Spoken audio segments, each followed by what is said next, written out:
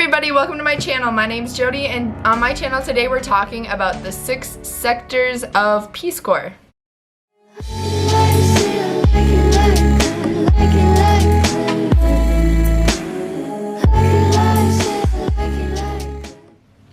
So basically what a sector is it's kind of like a job description while you're in the Peace Corps as a volunteer.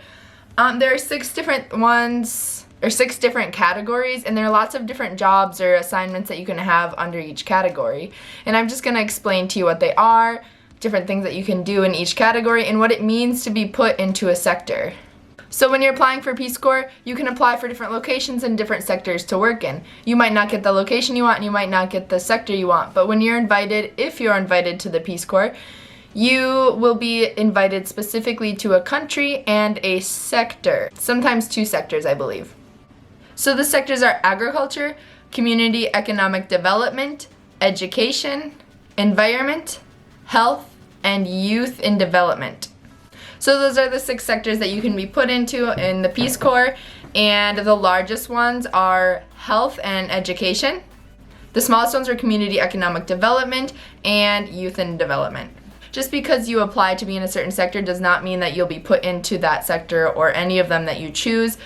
So if you are placed into the agriculture sector, that means that you may be planting gardens, you may be teaching classes on different plants that can be grown, sharing seeds with people, showing them new agriculture practices, and sometimes you're planting trees. It just depends on where you are located and what the needs are for the community, because it's different everywhere.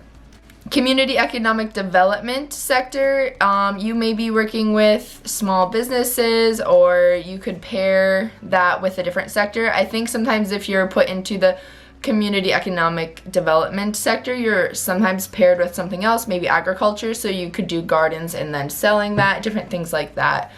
If you're in the education sector, you may be teaching, like I was teaching a class at a high school because that's what the community needed. They were short on English-speaking teachers, and that's what I did.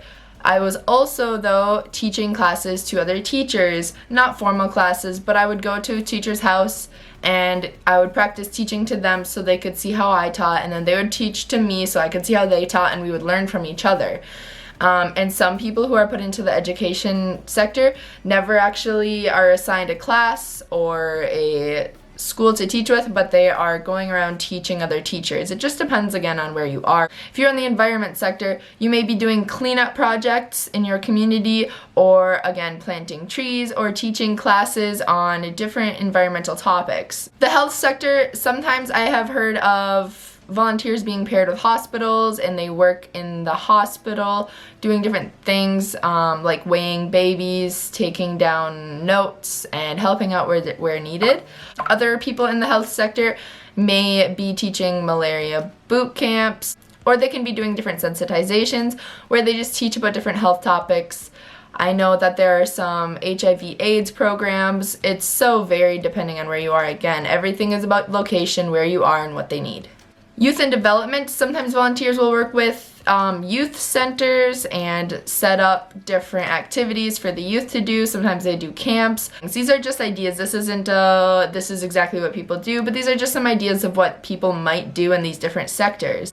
The sectors aren't set in stone. If you're in agriculture, you do this. If you're in education, you do this. Again, it depends completely on the needs of the community in which you are invited. If you do a needs assessment at your community with local people and finding out with the people there what they think that they need, and then you can just help facilitate things. Another thing to point out is that you can do secondary projects that aren't necessarily aligned with your sector. If you're a teacher in the education sector, you can still plant a garden at your school, and then that falls under the agriculture sector. So you can kind of crisscross with your secondary projects depending on, again, what the need is in your community. I got some of the information for this video from peacecorps.gov, like the largest and smallest sector. Let me know if you have any other questions about the sectors in the comments below, and I'll get back to you as soon as I can. Thank you so much for watching. Bye!